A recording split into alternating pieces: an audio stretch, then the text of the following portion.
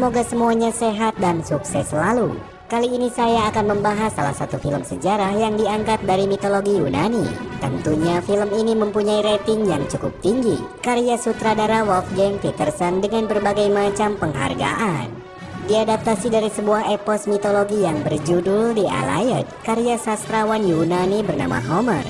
Film ini juga dibintangi oleh aktor ternama seperti Brad Pitt serta Eric Bana. Menceritakan tentang peperangan besar yang pernah terjadi antara aliansi kerajaan Yunani dengan kerajaan Troya di wilayah Asia Minor, dipenuhi dengan intrik politik serta drama yang ceritanya sangat melegenda. Lalu bagaimana kisah selengkapnya? Langsung saja kita simak alur cerita dari film.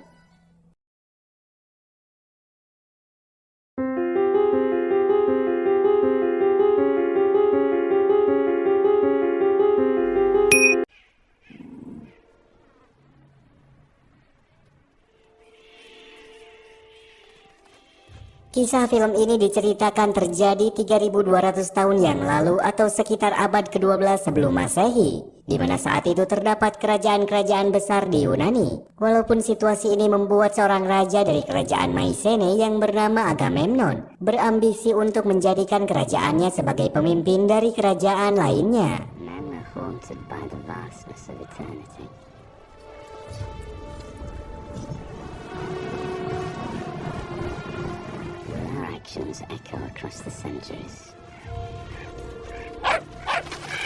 Saat itu dia satu-satunya raja yang ingin mendominasi dan memaksa kerajaan-kerajaan di Yunani untuk ikut bergabung ke dalam aliansi serta tunduk di bawah perintahnya. Kecuali satu kerajaan bernama Thesali yang belum pernah berhasil dia taklukkan.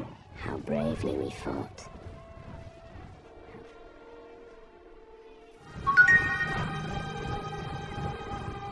Atas hal itu, Raja Agamemnon terus berupaya untuk menggapai ambisinya. Dia memutuskan untuk bertempur dengan kerajaan Thesali, karena sebelumnya mereka menolak upaya diplomasi jalan damai dan memutuskan melakukan peperangan dengan cara kuno, yaitu berperang satu lawan satu yang diwakili oleh para prajurit terbaik dari masing-masing kerajaan.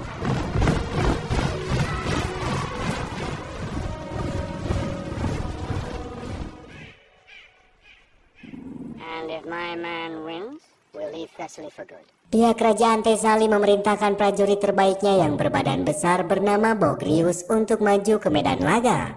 Lantas Agamemnon yang tak mau kalah menanggapi tantangan itu dengan memanggil kesatria terbaiknya yang berasal dari kerajaan aliansi Myrmidon bernama Achilles putra Peleus. Achilles!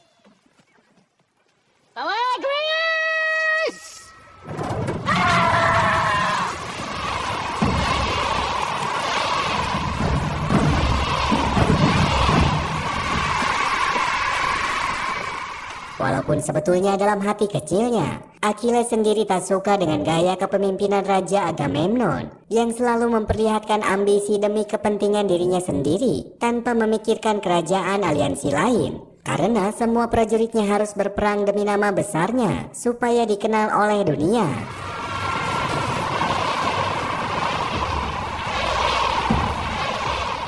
Pertarungan satu lawan satu pun terjadi. Achilles yang selalu digadang-gadang sebagai keturunan titisan dewa terlihat sangat mudah untuk mengalahkan raksasa kesatria Thesalian itu. Dan ini semua menjadi tanda kemenangan kerajaan Mycenae yang memaksa kerajaan Thesali tunduk di bawah perintah Raja Agamemnon.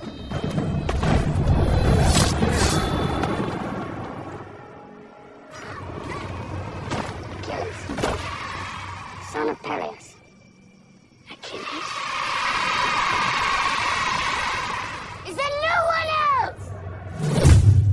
Sementara di tempat lain jauh di selatan Yunani, tepatnya di kerajaan Sparta, adik dari Raja Agamemnon yang bernama Menelaus ditakdirkan untuk memimpin kerajaan itu. Tapi berbeda dengan kakaknya yang haus akan peperangan. Saat itu Menelaus bertemu dengan perwakilan kerajaan lain yang sebelumnya menjadi musuh untuk melakukan perjanjian damai. We fought many battles, Spartan Troy. Only one man wields the sword better than you. For the gods, for the gods.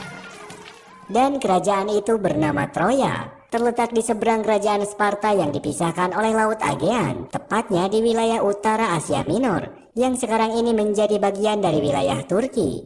Terlihat dua orang perwakilan Troya yang bernama Pangeran Hektor serta adiknya yang bernama Paris. Mereka merupakan dua seorang raja bernama Raja Pruit. I respect him now as my ally. Lioness.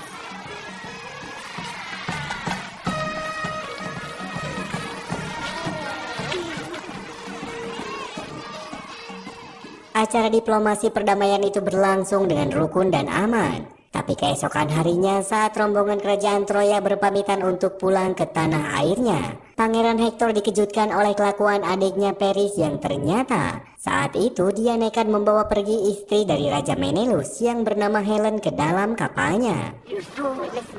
Do you know what you've done?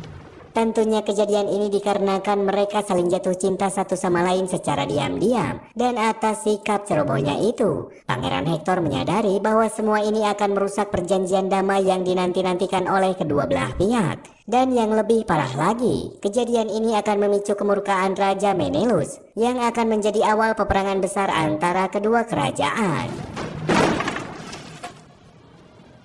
Troy! Oh shit! Where is she? Oh, my king. I love her. Menelaus yang baru saja sadar bahwa istrinya dibawa oleh pangeran Troya tersebut bergegas mendatangi kerajaan Mycenae untuk menemui sang kakak, guna meminta bantuannya untuk menyerang kerajaan Troya demi mengembalikan kehormatannya. Mendengar hal itu, Raja Agamemnon menyetujui keinginan sang adik. Terlebih, momen ini bisa dia jadikan sebagai ambisi untuk memperluas wilayah dengan melakukan misi invasi untuk menaklukkan kerajaan Troya yang terkenal sangat kuat dan sulit untuk dikalahkan. I won't have to let burn Troy to the ground. You already have.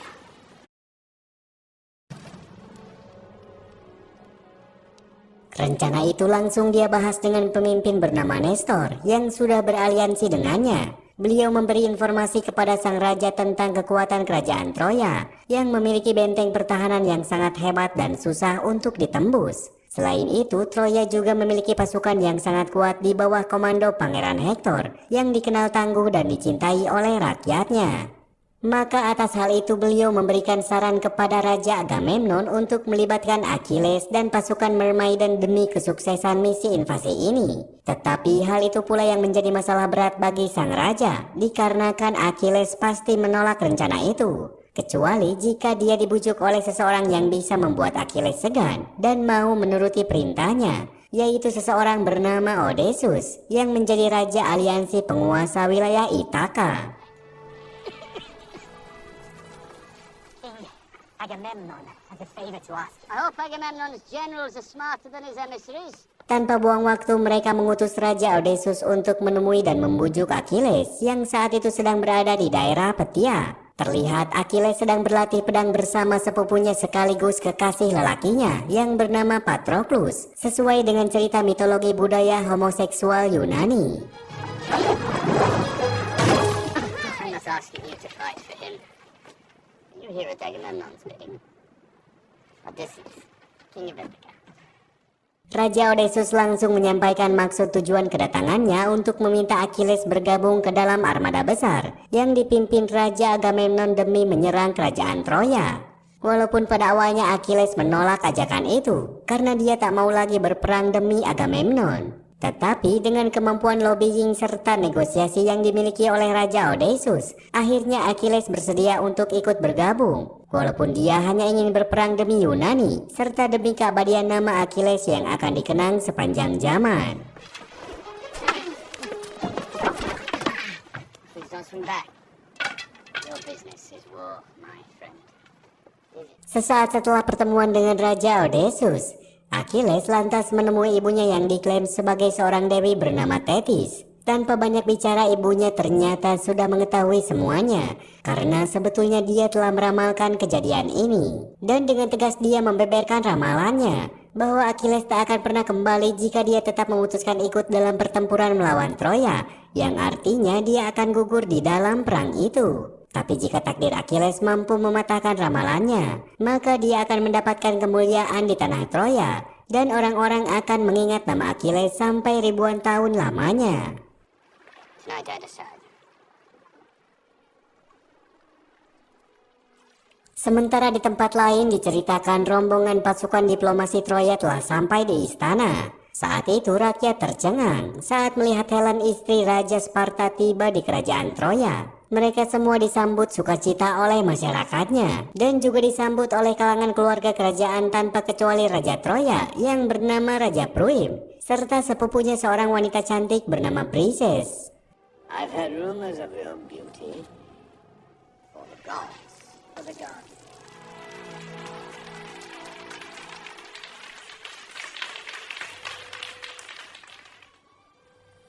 Welcome. Tapi setelah acara penyambutan itu berakhir, perdebatan terjadi antara Raja Priam dengan Pangeran Hektor. Sebagai seorang putra mahkota, dia dilanda kecemasan atas apa yang telah dilakukan adiknya yang telah membawa kabur istri sah dari Raja Sparta, yang dikhawatirkan akan menjadi alasan bagi aliansi kerajaan Yunani untuk menyerang kerajaan Troya. Tapi Raja Priam mencoba untuk menenangkan Hektor karena dia percaya bahwa perbuatan anaknya ini adalah takdir dari dewa. Terlebih sang raja juga sangat percaya pada kekuatan Troya sebagai pemilik benteng terkuat yang sulit ditembus selama beberapa puluh tahun.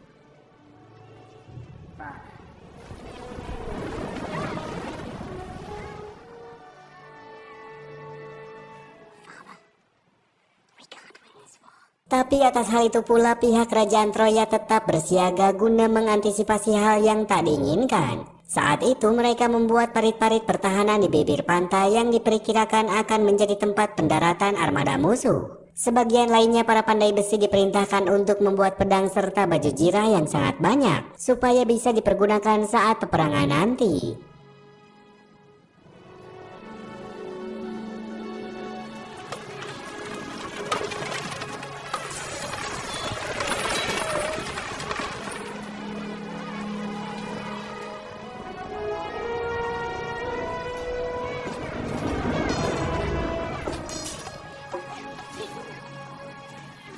Dan setelah beberapa hari berlalu, di atas sebuah menara benteng istana, tiba-tiba prajurit Troya melihat ribuan armada kapal musuh yang kian mendekati bibir pantai. Dengan sigap lonceng tanda situasi darurat pun dibunyikan, pertanda bahwa kerajaan Troya sedang berada dalam situasi bahaya.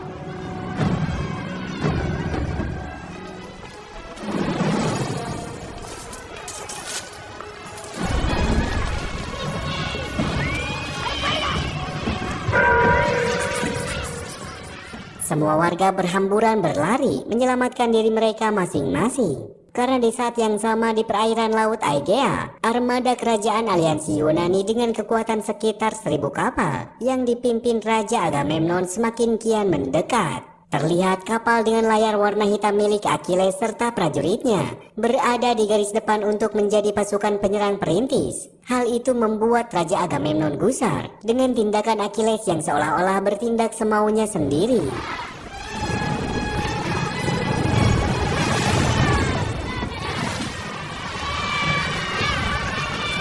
You're going to take the beach of Troy with 50 men?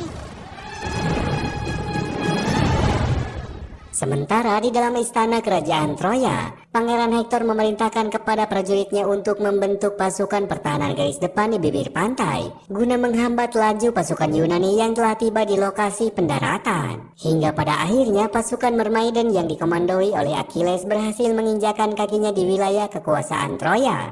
Tapi sebelum penyerangan dimulai, Achilles melarang sepupunya Patroclus untuk ikut berperang karena memang Achilles sangat menyayangi Patroclus dan tak ingin dia gugur dalam pertempuran ini.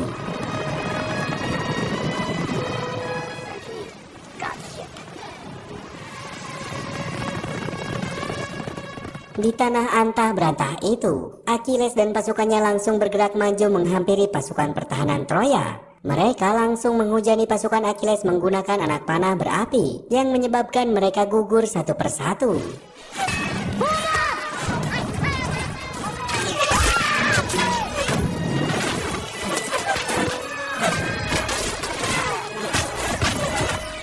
Walaupun di saat yang sama Achilles dan pasukannya berhasil melakukan strategi formasi bertahan menggunakan tameng dan sukses memukul balik pasukan pertahanan Troya di garis pantai hingga mereka berhasil menguasai pantai tersebut tanpa menunggu bantuan pasukan aliansi yang belum juga sampai. The man wants to die.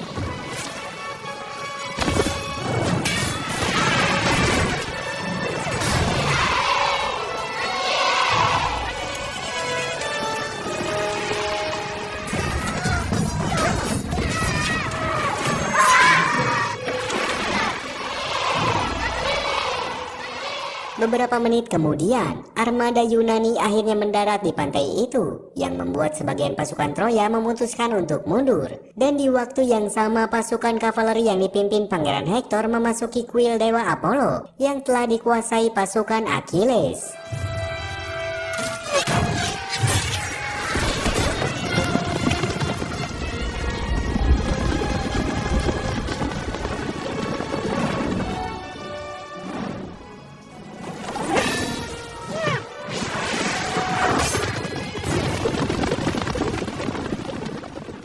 Namun seketika pasukan Hektor pun satu persatu gugur dan menyisakan Hektor yang sendirian. Tetapi Achilles yang melihat situasi tersebut mengurungkan niatnya untuk membunuh Hektor dengan alasan masih terlalu dini untuk membunuh seorang pangeran.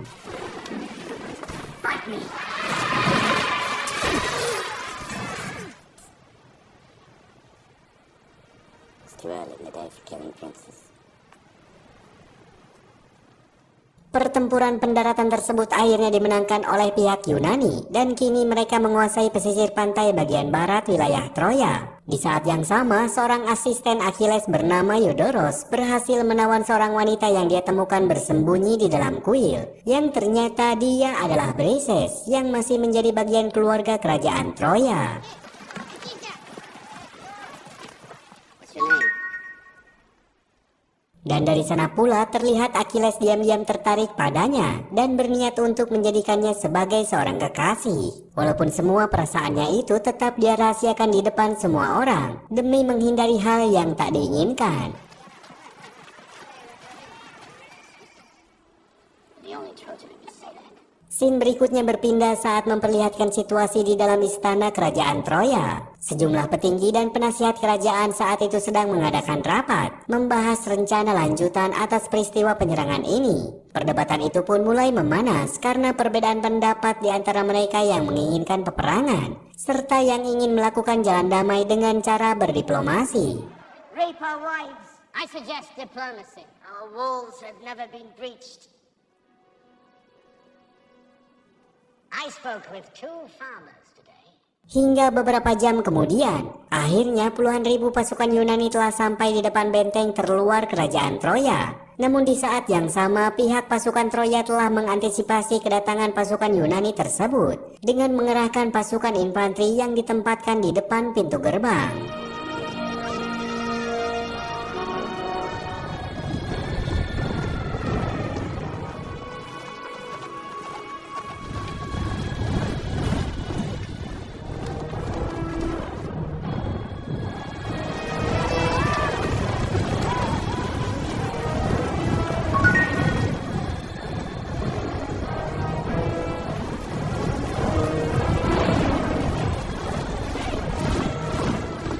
Untuk pertama kalinya mereka berhadapan dengan kekuatan penuh. Walaupun sebetulnya pasukan Mermaid dan Achilles tak ikut serta dalam aksi tersebut karena sikap kekecewaannya terhadap Raja Agamemnon yang selalu bertindak semena-mena. Kemudian setelah itu, perwakilan pemimpin kedua belah pihak saling bertemu untuk melakukan kesepakatan pertempuran. Tapi di saat yang sama, tiba-tiba Paris memberanikan diri untuk menantang Raja Menelaus bertarung 1 lawan 1 demi memperebutkan Helen serta mewakili puluhan ribu prajurit yang akan berperang. You want me to look upon your army and tremble?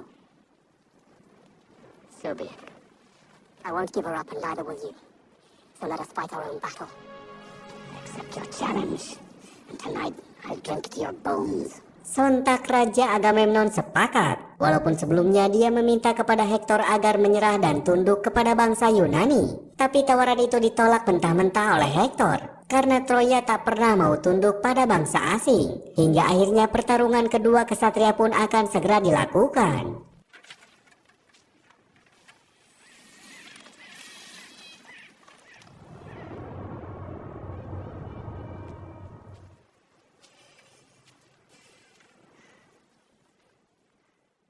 Paris yang memang tidak mempunyai skill bertarung saat itu terpojok, menahan serangan pedang Menelaus yang sudah kenyang dengan pengalaman berperang. Dan secara mengejutkan di tengah pertarungan itu ternyata Paris melanggar janji sebagai kesatria dan menjadi pecundang saat dia meminta bantuan kepada Hektor. The clothes.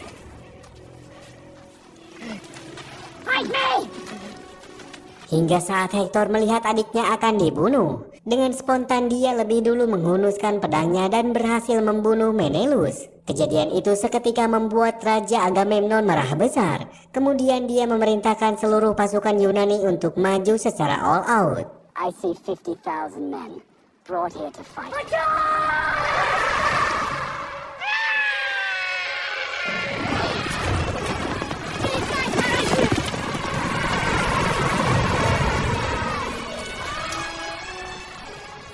Di waktu yang sama, pasukan archeri atau pemanah Troya yang terkenal hebat segera melakukan tugasnya untuk melumpuhkan barisan garis depan Yunani yang bergerak secara brutal. Dan hal itu berhasil membunuh hampir sebagian prajurit Yunani hanya dalam waktu beberapa menit saja.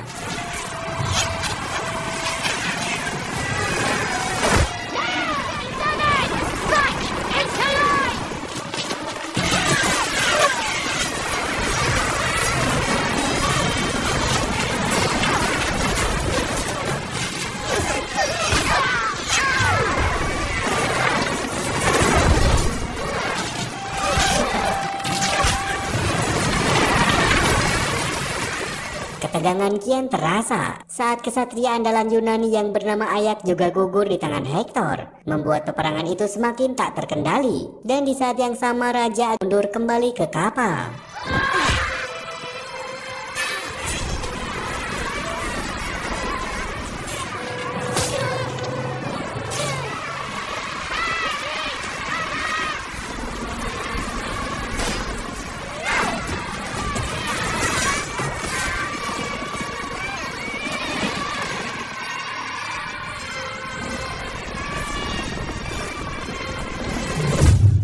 Di malam itu pula para petinggi pasukan Yunani mengadakan rapat darurat guna membahas pasukannya yang kalah dari pasukan Troya. Dan semua sepakat bahwa salah satu alasan kekalahan ini disebabkan oleh ketidakhadiran Achilles beserta pasukannya. Atas situasi itu, Raja Odysseus kembali melakukan siasat, yaitu dengan cara memancing kemarahan Achilles pada pihak Troya walau harus dilakukan dengan cara apapun, supaya dia bersedia untuk kembali turun ke medan tempur dan membantu pasukan Yunani mengalahkan pasukan Troya. You want the girl back? You can have that damn girl.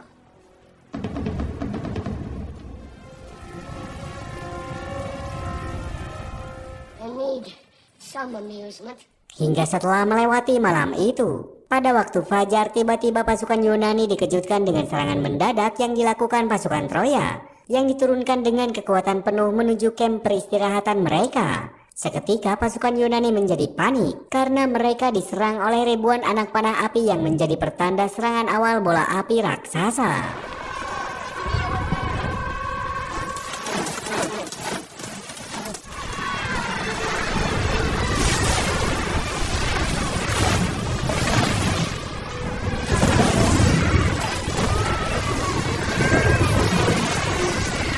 Ratusan pasukan Yunani kembali berguguran atas serangan fajar itu. Tapi di waktu itu pula terlihat satu kelompok pasukan berkuda Mermaidan yang dipimpin oleh Achilles tiba-tiba bergerak menaiki bukit dan langsung menyerang barisan depan pasukan Troya.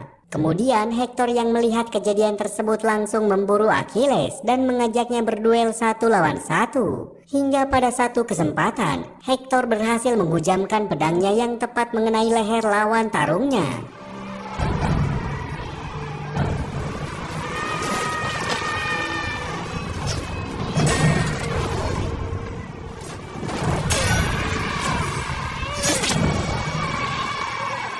Seketika itu Achilles terkapar dan sekarat. Tapi di tengah suasana tersebut Hektor yang penasaran dengan lawan tarungnya langsung membuka pelindung kepala musuhnya, yang ternyata dia adalah Patroclus yang menjadi sepupu serta kekasih Achilles. Kejadian itu mengakibatkan terjadinya kesepakatan antara kedua belah pihak untuk melakukan gencatan senjata demi menghormati gugurnya Patroclus di pagi itu. Dan hal itu pun menjadi tanda kesuksesan intrik Raja Odysseus yang berhasil memancing kemarahan Achilles dengan terbunuhnya Patroclus oleh Pangeran Hektor. Patroclus!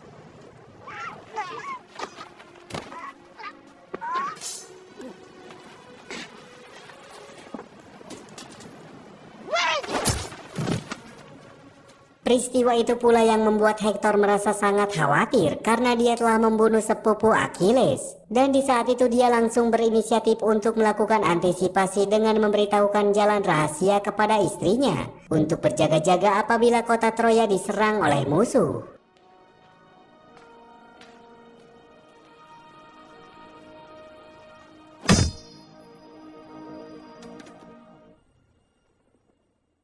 Pada malam harinya, Achilles melakukan upacara pemakaman Patroclus dengan cara dibakar. Sepanjang malam dia terus berdiri di samping jasad sepupunya yang telah menjadi abu. Hingga keesokan harinya di pagi itu dia memberanikan diri untuk mendatangi kerajaan Troya sendirian. Dengan tujuan untuk menantang duel kepada Hektor dan melakukan pembalasan dendam.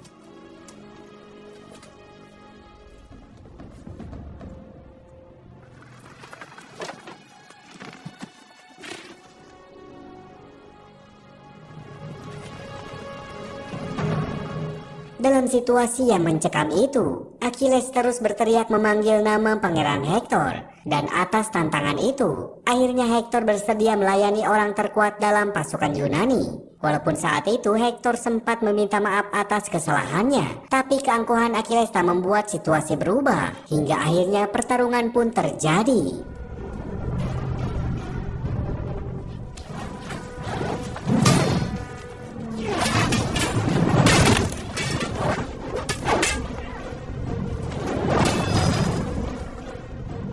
Dalam duel itu Hektor terus terpojok menghindari permainan tombak dan pedang dari Achilles. Hingga tak lama kemudian dengan gerakan yang sangat khas, Achilles berhasil menghujamkan tombak yang tepat tertancap di bahunya dan membuat Pangeran Hektor gugur untuk selamanya.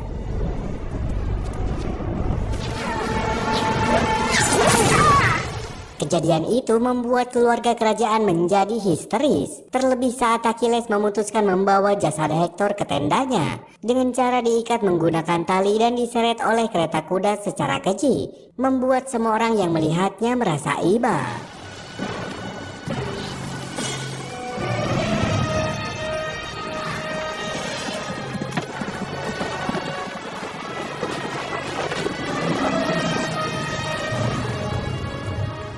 Tapi kejadian mengejutkan justru terjadi pada malam harinya, saat Raja Pruim berhasil mengendap-endap masuk ke wilayah tenda musuh melalui jalan rahasia untuk bertemu dengan Achilles. Saat itu dia memohon untuk meminta jasad Hektor agar bisa dimakamkan secara layak oleh pihak kerajaan. I could have your head on a spit in the blink of an eye, but give me this small mercy.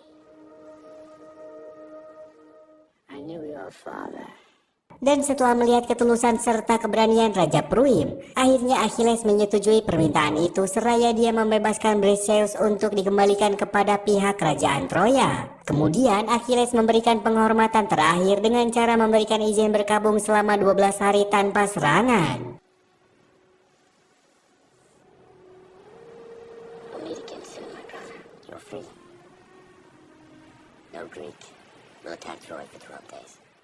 Kesepakatan itu membuat Raja Agamemnon semakin murka, dan atas hal itu pula Raja Agamemnon memutuskan untuk meninggalkan tanah Troya dan kembali ke Yunani. Terlebih saat dia mendengar masukan dari para pemimpin aliansi yang mengatakan bahwa tak akan mudah untuk menjebol dinding benteng Troya yang begitu kokoh. Dengan cepat kepergian pasukan Yunani itu diketahui oleh para pengintai kerajaan Troya, dan benar saja, pantai itu kini terlihat begitu sepi, hanya meninggalkan beberapa mayat tentara Yunani yang mati akibat wabah penyakit.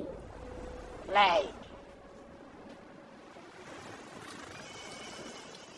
Di sana pula para petinggi Troya melihat sebuah patung kayu raksasa menyerupai kuda yang dipercaya sebagai persembahan untuk Poseidon yang diberikan pasukan Yunani. Tapi Raja Pruim lebih percaya kepada seorang pastor yang menganggap patung tersebut adalah hadiah bagi kerajaan Troya. Lalu dia pun langsung memerintahkan pasukannya untuk membawa patung tersebut ke kota Troya sebagai bukti keberhasilan bahwa Troya telah memenangkan peperangan ini.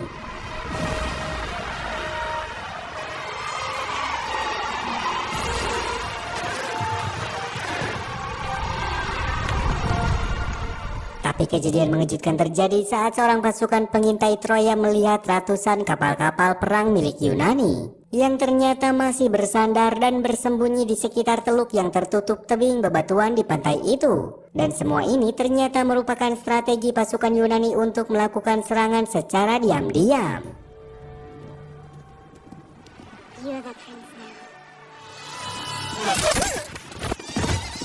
Dan strategi itu benar-benar terjadi. Karena pada saat malam harinya, Achilles yang bergabung dengan pasukan Odysseus tiba-tiba keluar dari patung kuda raksasa tersebut. Lalu mereka mengendap-endap membuka gerbang benteng Troya, serta memberikan sinyal kepada pasukan lainnya untuk segera melakukan penyerangan.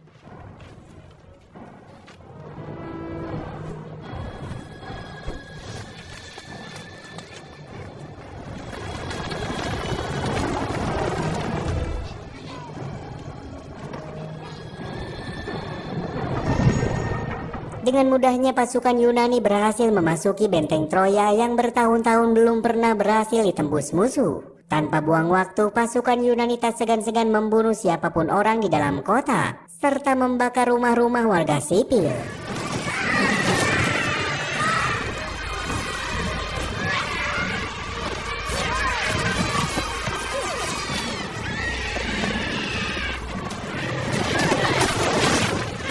Namun secara senyap Achilles bergerak sendirian untuk mencari Briseis sebagai kekasihnya. Karena memang saat itu pasukan Yunani tidak dapat dibendung oleh pasukan Troya. Bahkan dengan mudahnya Raja Agamemnon menyusup ke dalam istana dan berhasil membunuh Raja Pruim sebagai pimpinan tertinggi kerajaan Troya. Where? No. Nowhere. There no one.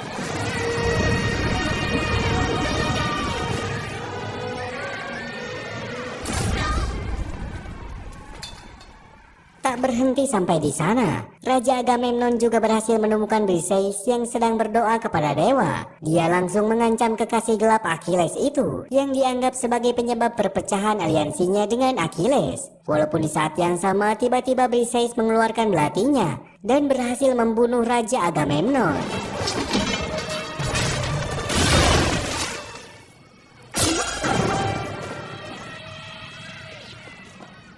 Achilles berhasil datang tepat waktu saat Briseis hendak dibunuh oleh pasukan Yunani. Tapi di waktu yang sama tiba-tiba Paris datang ke tempat itu dan langsung menghabisi Achilles yang dianggap sebagai musuh menggunakan panahnya.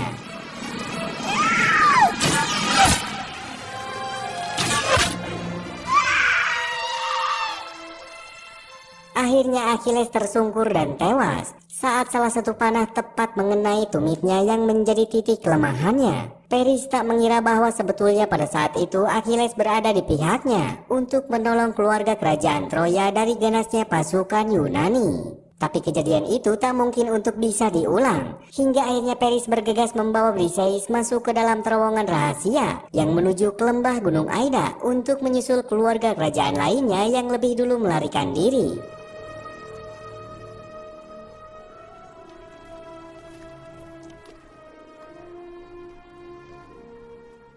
Hingga singkat cerita, keesokan harinya setelah peperangan ini berakhir, di dalam istana kerajaan Troya yang berhasil ditaklukkan, Raja Odysseus melakukan upacara pemakaman Achilles untuk memberi penghormatan terakhirnya, berharap namanya akan dikenang sepanjang zaman sebagai sosok membawa kemenangan bagi bangsa Yunani. Hingga dengan ini pula film ini akhirnya tamat. Sekian yang bisa kami persembahkan dalam alur film kali ini. Semoga bisa menghibur sobat semuanya. Mohon maaf jika masih banyak kekurangan. Sampai jumpa lagi di kisah